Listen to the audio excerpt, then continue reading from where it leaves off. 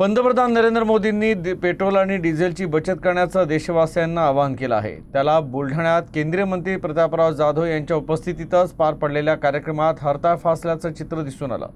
दिल्लीत मेट्रोनं प्रवास करणाऱ्या प्रतापराव जाधव यांना प्रसारमाध्यमांच्या प्रतिनिधींनी गाड्यांचा ताफा टाळता आला असता किंवा कमी करता आला असता असा प्रश्न विचारला।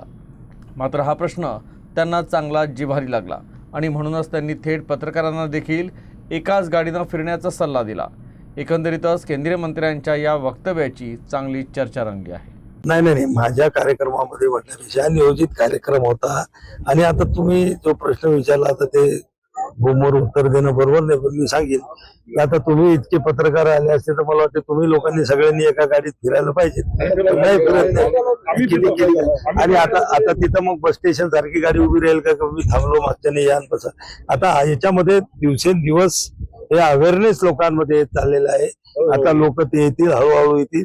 आता एकाच दिवसामध्ये काही फरक पडत नसतो, पण